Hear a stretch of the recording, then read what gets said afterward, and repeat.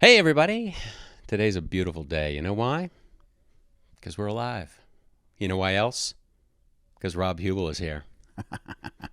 You know funny man Rob Huebel. He's been on all kinds of cool programs and things. Lots of stage work. Let's see. You were in the Descendants, which I started fucking to love. say the Dependents, Yep. which was, I think, the porn version of it. Yes. Yeah. There actually is a porn version of the Descendants because someone sent me a copy of that. Like they were, trying to be funny, and they're like, "Hey, are you in this one?" Right. Did they have like the woman in the coma? That's a great question. I don't think the woman in the coma was also in the porn. Okay. And I don't think that they even referenced a woman in a coma in the porn. Okay. But I'm not sure. I mean, I didn't watch it. As long as they had Hawaiian music playing and, a guy going through a crisis. Yeah. And he looked, I'm sure he looked exactly like George Clooney. Yeah. I'm sure. Yeah. I saw George Clooney getting out of a car once, and I was like, what was that like? that's a fucking handsome man. He kissed his wife goodbye, and he was going into a hotel to do press, I think.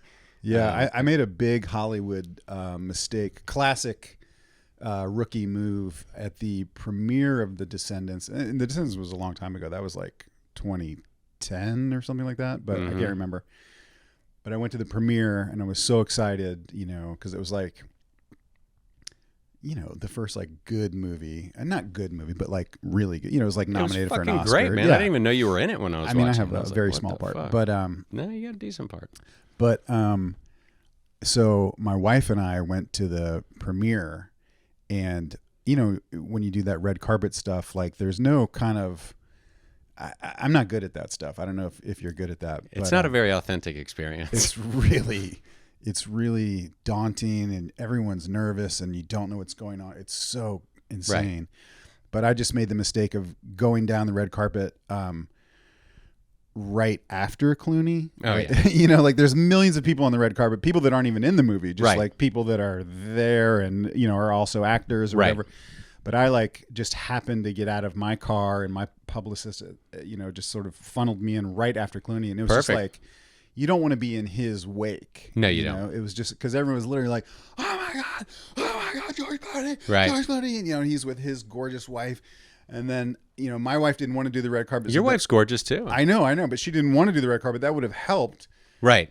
Give Dressed me you some up a little legitimacy. bit. Yeah. Yeah. And literally every photographer was like, who's this guy? Right. Who is he?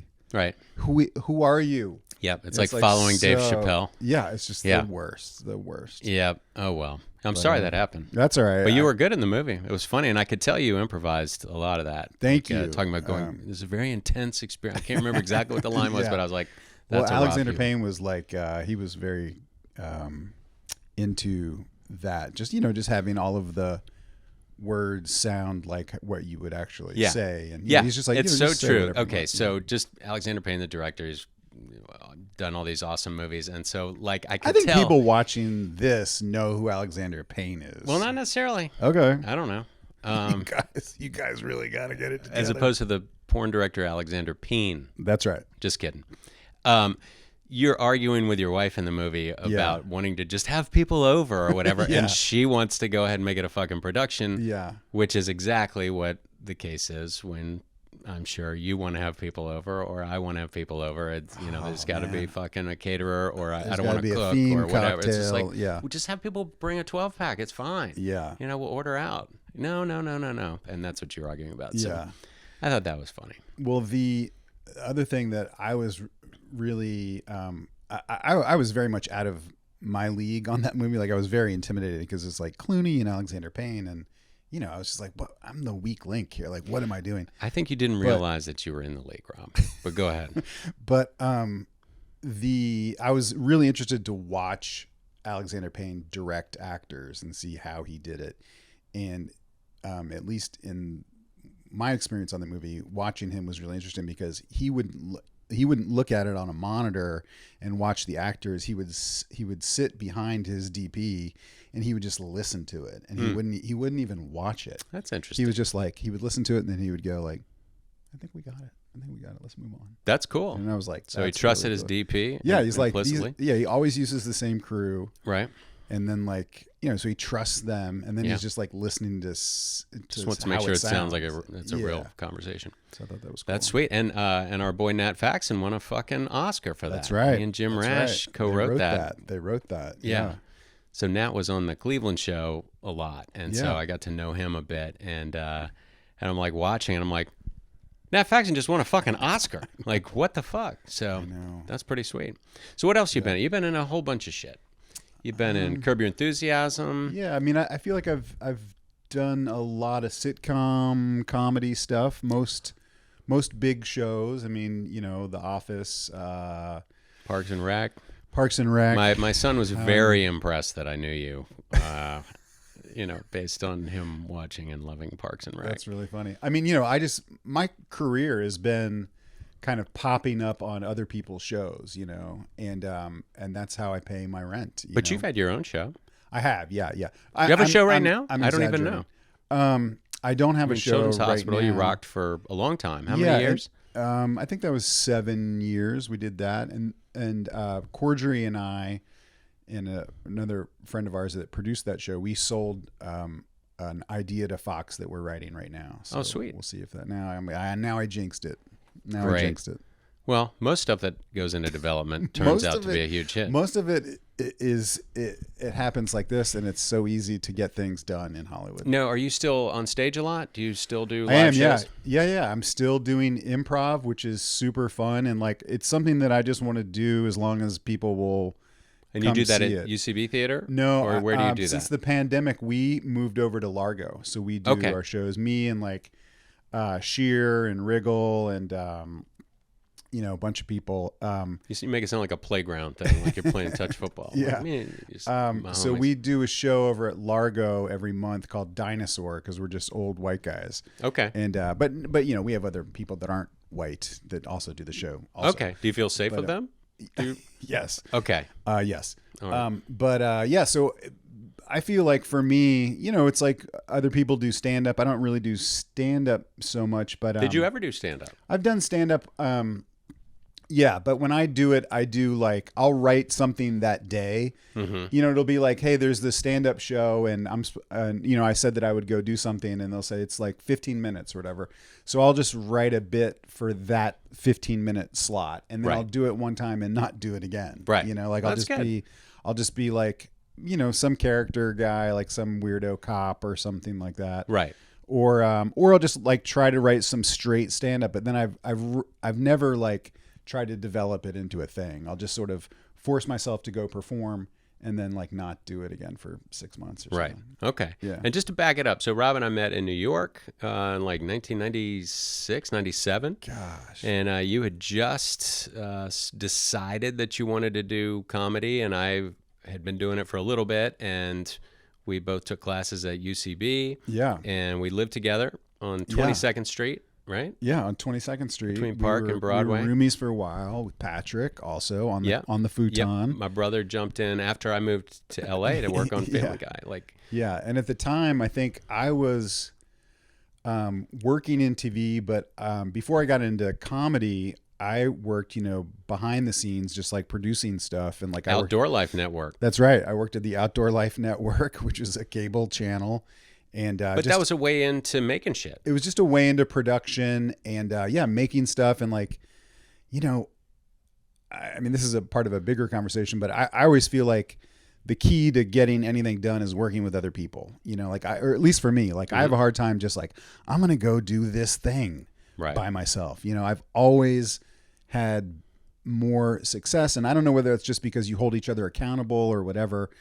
But it's just easier to get stuff done. That's why I'm fucking doing this. I'm not trying to write stand up and go do it. I want to talk to my homies and go from there. But what were you doing before that? You went to college, you went to Clemson. Yeah, I went to Clemson. Did you have any kind of real business aspiration career? Well, I always wanted to get into comedy, but I didn't know anybody. I feel like a lot of people in this town know somebody, their parents. In this town, uncle. they do. Yeah.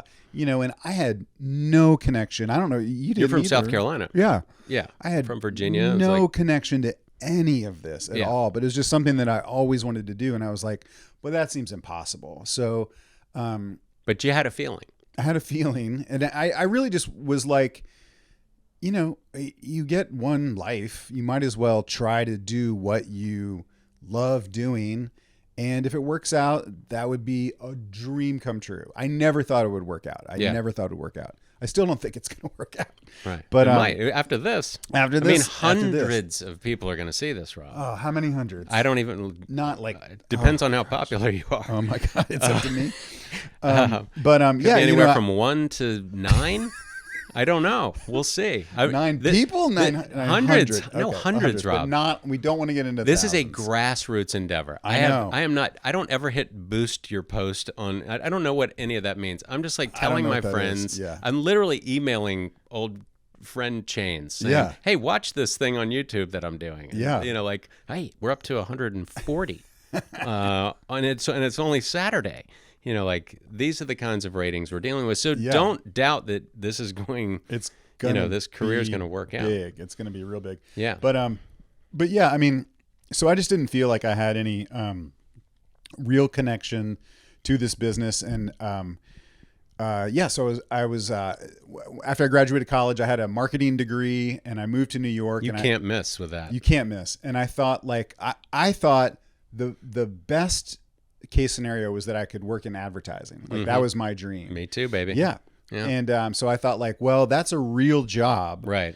It's not, you know, I can tell my parents that. Like, I don't think I could tell my parents, like, oh, I want to go do comedy. But I said, like, oh, if I want to, like, make commercials or write funny commercials. Yeah. So I always that has thought, to do like, with commercials, commerce. Yeah. So money. I thought, like, well, I'll just try to get into advertising.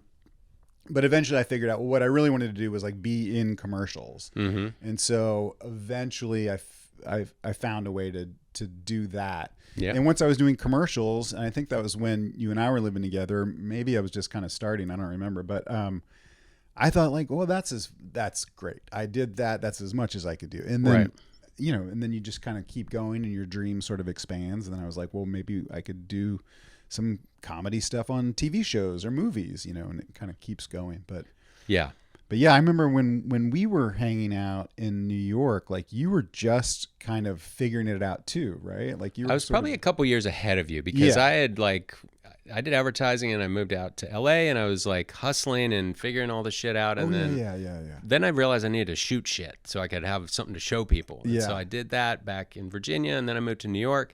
So I was in SAG. I was in 3 commercials as SAG extras, or as a SAG extra, and so I got my voucher, and so I was eligible to be in the union.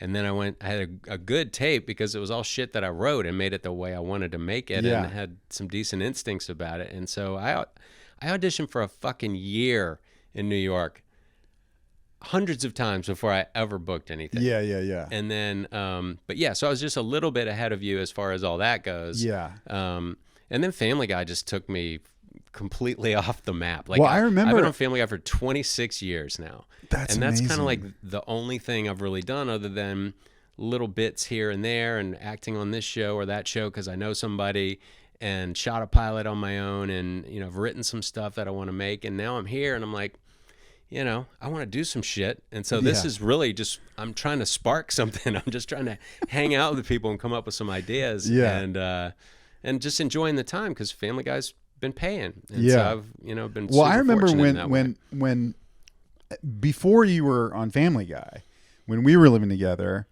I vaguely remember you saying, like, yeah, you know, my brother knows this guy he went to RISD with that created the show. Yeah. And I'm going to see if maybe like that could, and I thought like that would be amazing. But literally when you got on that show, I remember thinking like, that's like winning the lottery. Like, you know, to just, I mean, it ended up being like the biggest show, the longest running show. And you were just like, yeah, you know, and I remember we were eating Ranch One every day. We had no money. We had no money. Yeah. No, like poor. Yeah. I was taking out cash advances to pay the fucking rent. We'd go to Ranch One, which is like a fast food, halfway healthy chicken restaurant. And there was a New York sports club gym. Those are the two things that I spent money on. And you went to some random gym, like wearing your work boots, like 24 hours like a prison gym. Yeah, it was like a prison gym. like a walk up somewhere. Oh man, yeah. But just You know what we did? We kept in shape. we kept it. We kept in shape. It's our bodies have always been a priority. And we got some guy's number with a pager that would deliver weed to your house. Which is, in hindsight, so dangerous. Nah. You know, No. just having a stranger. Does New York City still do that? I don't know how it works in New York City. I'm looking to these people. I don't know. They You live guys in are New- young. You seem like you smoke pot. But yeah, you know, you would call, and the company was called the Cartoon Network, and someone had to refer you, Oh, yeah. and you would call there, and they'd be like, "Hello," and you'd be like, "Hey, I'm a friend of so and so's," and they'd be like, Right. "Okay." You'd be like, "I was wondering if somebody could come by." Everything was like, you know, you would never talk about drugs. It was just like very Right. And then a guy would come by on like He a paid moped. you, Yeah. and you'd go down Yeah. and, meet him. Meet him. One guy was I in had his guys car. come up sometimes too and just like hang out. That's a awkward hangout. Yeah. Yeah. know, it's like, But hey. hey, you got to get your weed. Yeah. I mean, you know. Yeah. And that, you know, speaking of weed, like I would just smoke weed and write Yeah. bits and figure out how to shoot. Like I would just constantly go full on functional pothead, just writing shit, you know, because when you're stoned, it takes you that little bit out of sort of your normal take on everything. Yeah. And so it really helped writing comedy. And then I could also just sort of figure out who I needed to shoot what and how much it was going to cost. And then, you know, during the day hours, I was rarely stoned during the day. I would just get stoned at like dinner time. Yeah. And then just kick into creative mode. And then Right. all day was sort of functioning, you know, going to auditions and not booking dick. Maybe I Yeah. should have gotten stoned, but Yeah. I didn't. If it makes you feel better, I didn't book anything forever too. that like, does make me feel better. I auditioned for like. That feels really good, Rob. I remember for like at least a year, I didn't book anything, and then I got the first commercial I ever did was a McDonald's commercial, Mm-hmm. and my hair at the time was just starting to go gray. Mm-hmm. Now I got Steve Martin hair, but You got hair. and I colored my hair for a million years. I got Dom DeLuise hair. And but once I got one commercial, then that like for some reason the one that I got just like opened up the floodgates, and I was just That's like, what bang, happened bang, to me. bang.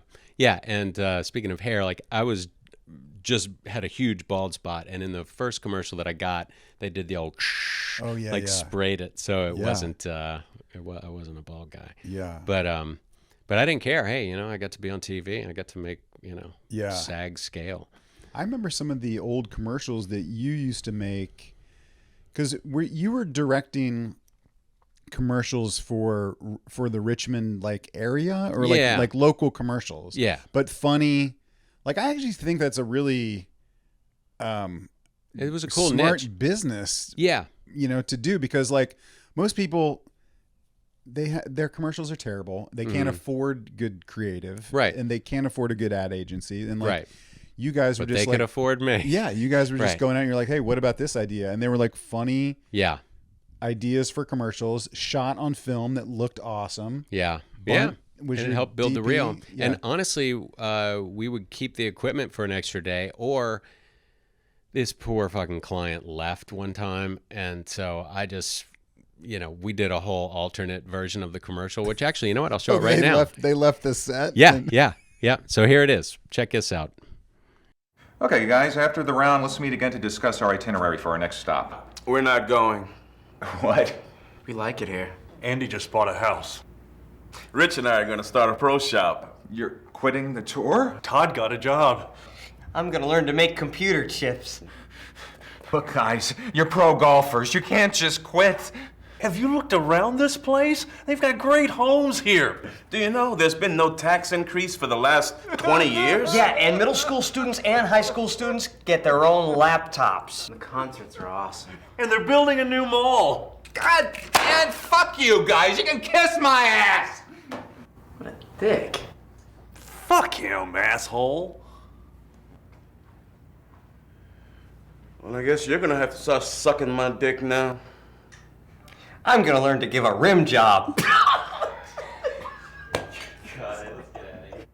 So that's what happens when you leave me and my brother unattended on your commercial set. So we had a good time. And did you guys make like, how big was that operation? Like how many years were you doing that?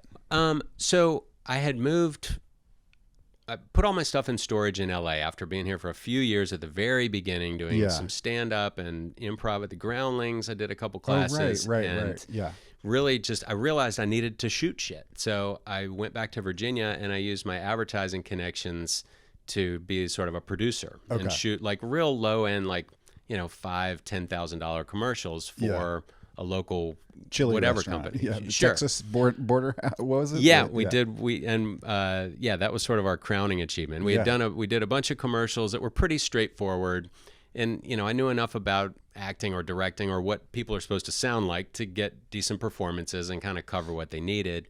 And so then we started shooting. We'd keep the equipment for an extra day and shoot, you know, the alternate version. I wanted to be on SNL, and so I was shooting commercial parodies basically. And then my brother and I ended up shooting a commercial for a restaurant that our friends owned, and that was a real commercial where I'm walking a girl to the front porch, and it's this awkward first date ending, and Carrie, and it ended up my brother's girlfriend Carrie, and it ended up winning the best commercial in Richmond that year. And so we sort of got a reputation for people that could do funny stuff for cheap. Yeah. And that's right when I moved to New York and was doing all this stuff. So occasionally I'd go down to Richmond and direct. But it's interesting how the path goes. I mean, you just have to fucking have blind faith in what you're doing, because I didn't know where the rent was coming from half the time, or more than half the time. Sometimes my dad would float me literally a couple $100s. Yeah. Or I'd get a cash advance off my American Express Optima card that had like, you could hold a monthly balance on. Good financial advice to like just live off cash advance. Like, it is not. That's what I'm like. Your situation was, in my mind, like the American dream of like, oh, I'm gonna, you know, you struggled for a while, but like, you know, you're putting stuff on your credit card, which could be a disaster for 99% of people out there. Right. That is a disaster. You like just like I fucking believed in it. Yeah. And because I always made my friends laugh. Yeah. I knew that, like, I didn't know how you got from making SAG, like if you're on TV and you do a commercial or you're in a TV show and you get SAG scale, it's like back then it was like less than $1,000, or it could go up to like $2,500 for a day or something. Yeah. And I was thinking to myself, how does anyone fucking make a living doing this? And you don't like that, but when you get on a show that, you know, has economic leverage and you have an agent, you know, they figure it out and you can make a lot of money. Yeah. But back then I was like, I don't know how this shit works. I don't expect that I'm ever. That's not true, because I did expect to make it, you know, but I didn't know how. I was just, and the advice I would get was like, keep throwing strikes. Just keep throwing strikes. Mm-hmm. The shit will take care of itself. You'll find your way. And it's like one foot in front of the other kind of shit, you know. But it really happened, you know. Like it. I know. I feel like some advice that I love. I don't know who said this, but like, if you just keep making good stuff, they can't ignore it. You know, like they can only ignore you for so long. If your shit is really good. Yeah. So all you have to do is just make really good shit. Yeah. Like, just keep making good. It's like this podcast. Like in 2 years, it's undeniable. We're gonna go from like 180 views to like fucking 40,000 views. Oh my gosh! You know? Can you imagine? Yeah. I mean, without even like tasering each other or lighting our balls on fire. No, well, I'm not. You know, we could. Nothing's off the table for the next few minutes, but and so you were in New York and you were doing UCB stuff. Yeah. And did you start? Were you on their show? Like, what was your first television stuff that you were in doing comedy? This is late 90s, around 2000. Yeah, this is late 90s. I did a bunch of commercials, and then at that time, some friends of mine from UCB, Paul Scheer and Aziz, and our friend Jason Walliner, we started doing kind of the same thing, just like, let's just start making stuff. Like, let's start shooting stuff. And this is a little bit later, but so we started making funny sketches just to show at UCB at night. Like, that's cool. Like Kentucky Fried Theater kind of. Totally. We would just go out and we would shoot like a sketch every now and then. And you know, there's always like stand-up shows at UCB and like short film shows and stuff like that. So we would show up and like show a new sketch that we did. So we just did that for a while, and then we kind of stumbled into our MTV show. We did a show called Human Giant. Oh yeah. And that was really just because our friend Jason Walliner was like great at shooting, editing, lighting, all that stuff. Also a very funny writer, and is now directed like the second Borat movie and, big stuff. But, same kind of idea where we were just like, we have to make stuff. You have to make stuff that people can watch.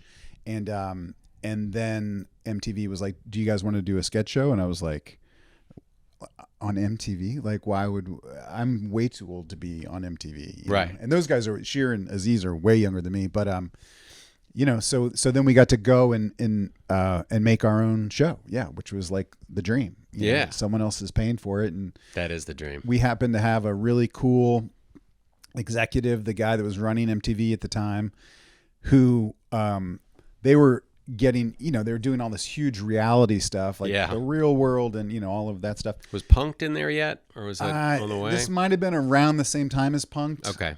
And, but he was kind of over all the reality. So he was like, oh, this stuff is just lame.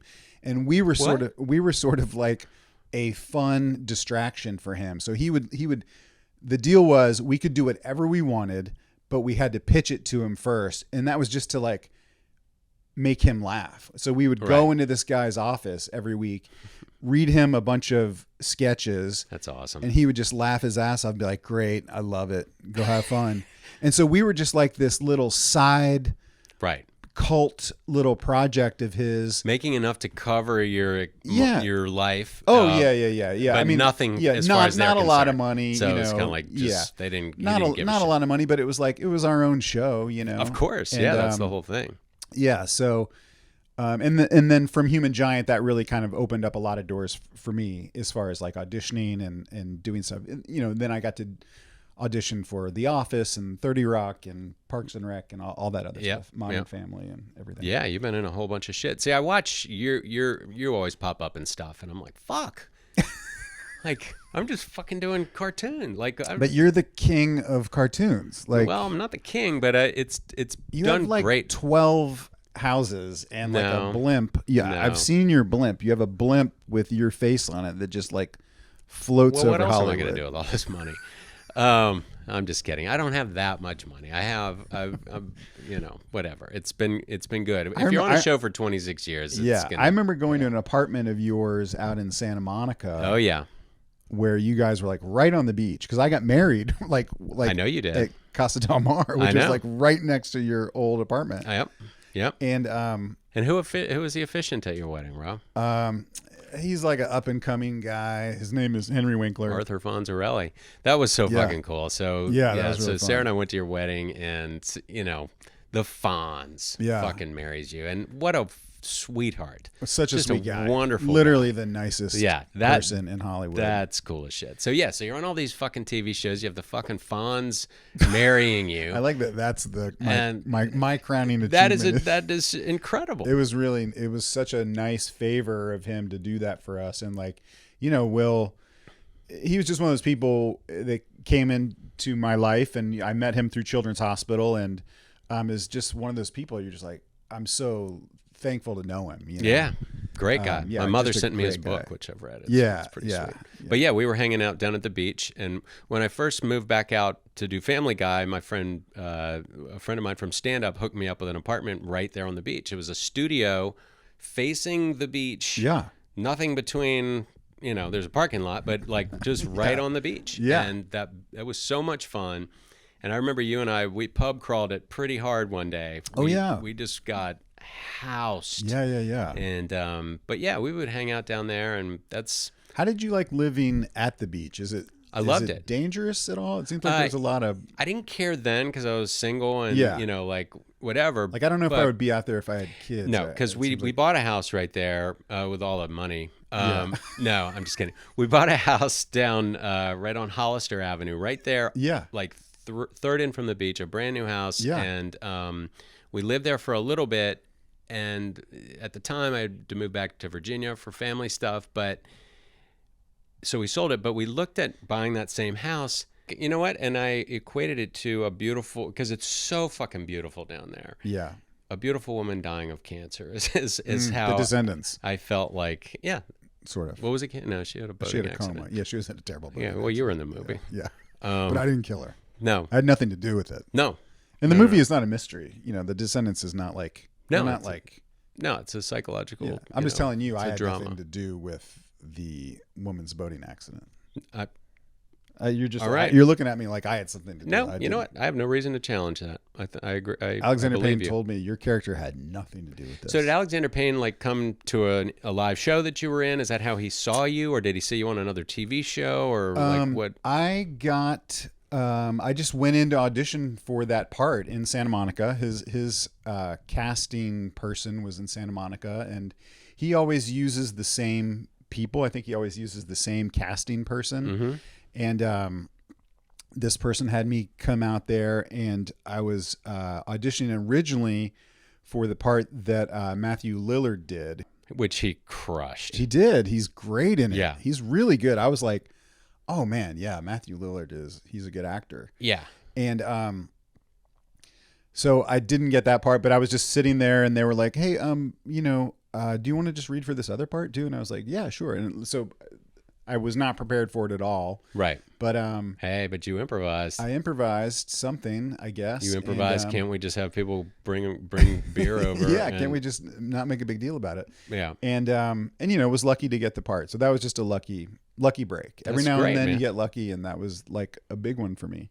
It was good, and Sure, and yeah. the best part is you were actually you, and you were funny in it. Yeah. Like it wasn't kind of like, oh, I did this thing and I got to be in it. It was like you brought your shit to the table, and it Yeah. was a substantially good thing. I'm starting to think after all of this time that like that's my favorite kind of stuff to do is stuff that's like more grounded and real, and every now and then something right. funny happens, but it's funny because that's what your character would, it's like, well, of course he would do that. That's what that guy does. You know Right. what I mean? It's Like, familiar. yeah. We get it. Yeah. Yeah. So yeah, because you like the bizarro shit. Because I remember do, we've yeah. talked about this before. Yeah. Like you like to just present sort of an alternative take on something and argue it, and to just present it as I think so. you Yeah. know, yeah. you're trying to justify this ridiculous take Yeah. on whatever, I and like it's really doing funny. It's like absurd stuff. Yeah. I mean, and like I feel like with sketch, that sort of, a lot of sketch comes from that sort of muscle of like just a really absurd premise and like really embracing it and Right. and trying to defend this idea. the or reality of that premise. Yeah. Yeah. But acting wise, I feel like as I get older or whatever, it's just more fun to be a real person. Yeah. Yeah. Yeah. Not an I mean, it's asshole. yeah. It's Yeah. I think as we old seasoned vets of life, you want to bring some authenticity to the Yeah. table, and like, is there stuff that you want to do? Like, I don't want to do anything. Do no. I mean, do you have aspirations to like write a feature that you would be the star of, or Yeah. like what types of stuff? I mean, obviously you act all the time and you're in lots of stuff. Yeah. And you have a show that you're pitching. What's the thing that, do you want to just keep rolling like you're rolling, or is there something that's sort of eating at you that you want to say, all right, fuck Yeah, it, I mean, need I to have- take a minute and make this thing happen? Yeah, I have a bunch of, like a lot of people, I have a list of ideas in my phone and it just keeps getting bigger and bigger and bigger and bigger, Mm-hmm. But I mainly want to keep doing, making funny stuff with my friends. Yeah. Like I want to do that until I'm 90 years old and my heart explodes or I get hit by a bus. I'm looking the wrong way in a awesome bus. Wow. just Okay. And you got to pink wait till 90 to get hit by missed. this. Yeah, Okay. I'm going to wait till 90. My 90th birthday. All right. But yeah, I just want to keep working and keep making stuff that is interesting and provocative and cool, Yeah. And so whatever that is, I have a really hard time writing for myself. Do you have that at all? Like I have a hard time if I sat down to write, like just in the past couple of years, I've written a couple of spec scripts, of like, either a sitcom or I wrote a 1 hour with another friend of mine, but I'm always just like in it. I'm not the main person. I have a really hard time just writing for Right. me as like the lead of it. Okay. I haven't done that. I haven't written like a feature just for me, Right. partly because I always feel like, oh man, are people going to get bored just watching me and, a couple of other people, but it's mainly me, Right. I sort of Yeah. feel terrified of that. Fucking go at it, dude. I know. Just do it. But I always sort of write it for someone else, and then I'm kind of like adjacent to that person. Right. But you get to pepper it with jokes and it's also personality. easier to sell it that way. I mean, I'm not a big enough person that I can be like, here's the movie that I wrote for me. Let's go do it. Right. But if I write a really good movie for someone else, you know, Do you want to do stuff independently ever? I mean, see, that's my thing. It's like, I can't imagine going through the system because I'm not a fucking on-camera star. Nobody knows who I am. Like, I'm not gonna, I'm not gonna command a bunch of studio money and support. Like, I really want to make a movie for like a couple $1 million that I can definitely raise and, go do it that way. And then if people really want me and stuff, then, that's how it works. Yeah. But I don't even care about that. I just want to make something cool. And my whole thing is like, all right, well, what the fuck do I want to say? Yeah. Can I be the one that bridges the white-black gap? Yeah. I was Cleveland and should. all this other stuff. But I'm just like, that's not up to me. Yeah. Nobody wants to hear that shit. Everybody's all entrenched in what they're doing. So beyond trying to save the fucking world, what's the message I want to put out? Like that's the hardest. I don't have trouble writing scenes and things for myself. It's like, what I want to fucking really say. Yeah. I think that's almost too big of a question sometimes. I really find that to be too big of a thing. Maybe it's what do I want to say today? To grapple with. Like just fuck it. It doesn't have to be everything. Let's just do one thing. Yeah. Maybe that's it. I mean, for real. Like, I do think that, like, trying to figure out, like, well, what is, like, my thing? What is my legacy movie that I'm going to make? And right. That's it, I just feel like that's too big. And you'll never get there that way. Yeah. I almost feel like, just make smaller stuff that's fun and cool. And you can do stuff for $1 million or a couple $1 million. Like, I try to be, I try to make myself available to do that too. Like I did a movie, with Josh Radnor, who's a great guy, a couple of years ago in Chicago. It took like a month in Chicago. Mm-hmm. It was like August in Chicago. My wife was like, go do That's it. It great. was like, it's a good time to be in Chicago. Yeah, it was super fun. Great director, woman director. One of her, I think, like her second feature. But she had gotten some money from some people and was like, let's go make this thing. So me and Josh Radnor were brothers. And what's it called? Super fun. It's called All Happy Families. Okay. And she's just trying to sell it now. Oh, okay. But we made it like 2 years ago, and then the pandemic and everything. So, but I think that it's so fun to do that sort of stuff and really important to do that kind of stuff, because then you can go and do exactly what you want to do. Like no one's telling you, don't do that. Well, we need to hit this quadrant and this quadrant and this. Right. It's like, just make small stuff and make it fun and cool. Yeah. And make it fit into your life too. Like, I have family and I like, doing things. I like trying to stay healthy and I like to do, exercise and, just stay on a schedule and like, all right, this little Mike Henry show fits in perfectly because it takes an hour. Yeah. And, my Family Guy stuff doesn't take that long. And so it's like, all right, well, how can I work it so I can just make a movie that I'll spend X amount of time writing it, then pre-production, then shooting it, then promoting it, then hopefully festival. Like that to me sounds like a really cool way to go, where you're just sort of taking it one step at a time and then it's done. Yeah. And then should we do another one? All right. Yeah. Right. What would you have done if you had not found animation or Family Guy? Well, Family Guy I was never I liked The Simpsons, but I didn't make a point of watching it all the time. Yeah. And as far as animation, I liked Bugs Bunny and Scooby-Doo and the Laugh Olympics but and shit when I was little. But you've always done voices characters. And stuff. Yeah. I did stand up with I feel characters. like for a time in New York, our outgoing message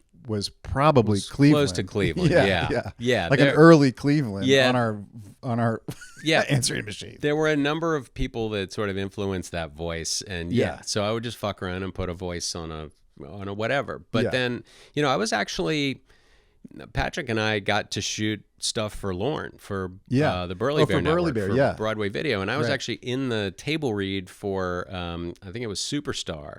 Or Ladies Man, I can't remember which. But so I was starting to get some access there. Yeah. And, I think maybe a year later, I might have had a real shot at SNL. So I think about that from time to time. But, so lucky to get in on the ground floor of something and help build it and whatever. But yeah, I think it would have been something like that. And, just doing live action stuff or a sketch film with my brother or, whatever. But, then life happens. And I had a kid and he ended up on the East Coast and I just, had to figure out, life became the priority and I fit in the career, thankfully, and other stuff. We did Kicked in the Nuts, which was a commercial or a hidden camera show parody. Yeah. Again, just a commentary on fucking people being fucking morons. Like, okay, no matter what you do to me, it's fine as long as I'm on TV. What was the French prank series that we bought? Just Kidding. I think it's French Canadian or something. Yeah. You ended up with these VHS tapes.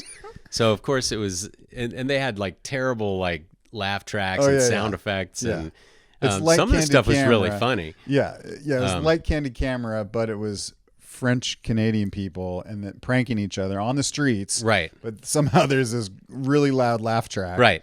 I remember the funniest one that I can remember was somebody that would just walk up to someone very urgently, like at a mall, and just be like, just urgently needing something, but just speaking utter gibberish. Yeah. And they'd be like, just kidding. Right. Just kidding. Flying their graphic. One I remember was, some of it was intense. Like there's a guy that would stop people on a bridge, and he would ask them to take his picture, and so he would back up. He kind of back up to the thing, and then he fell over the bridge, and they had rigged it so there was like a net there, and the person, of course, is like, "Oh my god!" And they look over, and he's like in a net, and he's like, "Just kidding," I was like, "I didn't die." And God, we're just gonna talk about this for a while, but there was one where somebody walked into a bank, and there's a bunch of people just laying out, like just passed out, and a guy with a gas mask on, like holding another gas mask, like take this gas mask, and they had just people passed out all over the place, just totally fucking with people. I do love a good prank show. Yeah, I do love it. Yeah. KickedInthenuts.com. Fucking love it. Let's take a quick break. We'll be back and wrap it up in a sec. God, I believe that you're the Almighty and that you've been testing me for all of these years. I'm a good person, and now that I'm falling in love, I'm ready to be a man.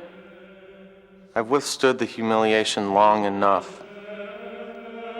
So God, please have mercy and cure me of my pubic baldness.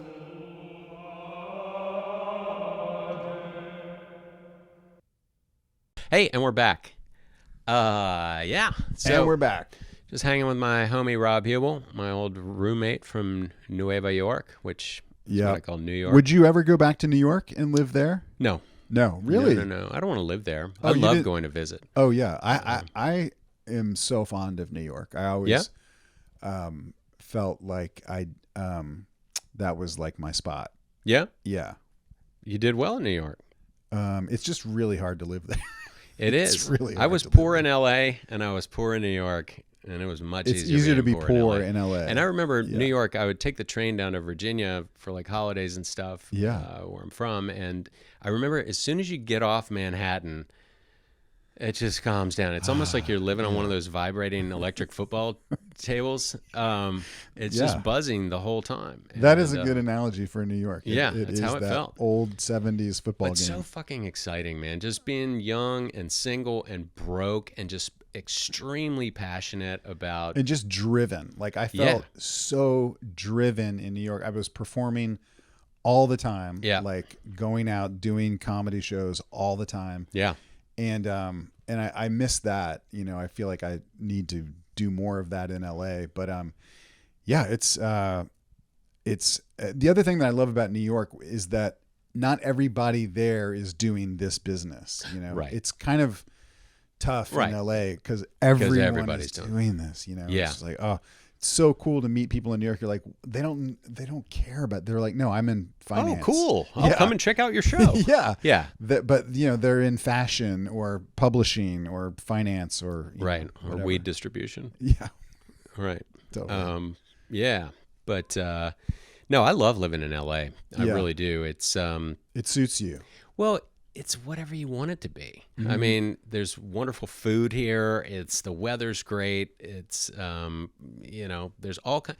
Everyone's pursuing a passion out here to some degree. Like, whereas back home in Virginia, people are just doing what they've always done. Yeah. But out here, everyone's really into the thing that brought them out here.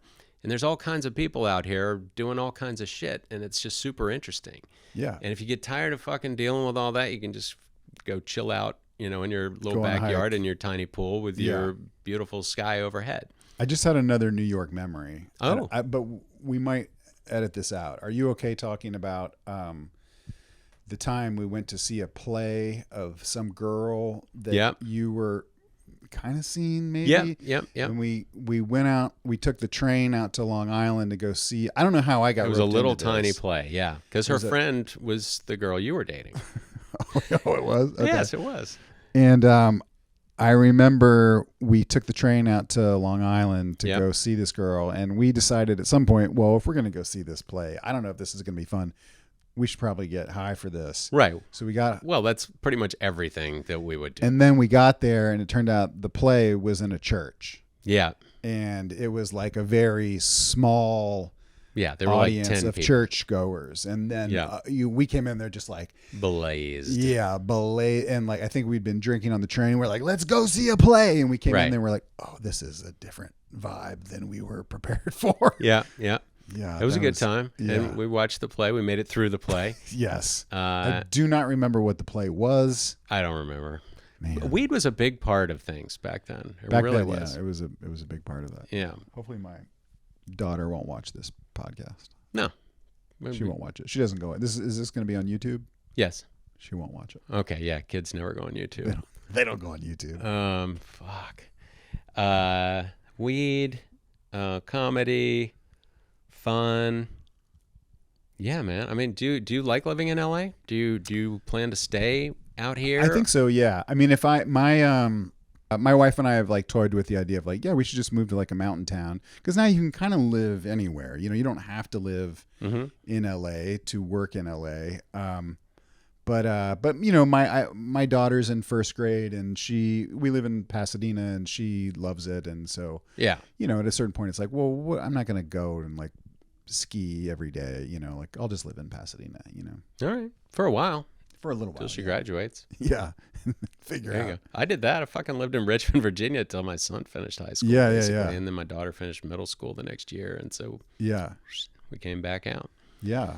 So, yeah, you got to do what you got to do. It's funny. We talked about just being so driven on the comedy. And back in New York, I remember walking around in August, going from one audition in Midtown to one up on the Upper East Side or whatever. In my backpack, my shirt was just soaked and stuck to my back. I'd change out of it and put on my audition shirt and then put the shitty one back on. But I just felt so fucking alive. Yeah. Just so driven. And then, after a while you get a little bit of success, and then family happens, and then it's like everything's taking a backseat to family, for me. Yeah. And so, you keep the stuff going, and now that the kids are a certain age, now I'm like, all right, I really got to fucking do something else. Yeah. So, it's just fucking enjoying the day, man. Yeah. I told my family, I was like, you guys are second place. Yeah. I will never put you guys first. Okay. I'm going to hustle and be driven to make comedy stuff. And, Right. if you guys want to come along for the ride, Right. great. But otherwise, I'm doing this, That's fair. Yeah. I mean, you're honest. I think they appreciate an so. honest head of the family. I told You them, are the head of the I'm family. the boss of this. I'm the boss of you guys. Yeah. And they don't eat until you sit at the table, right? No, they have to stand up and eat. They eat standing up. Do they? While I sit. Yeah. Okay.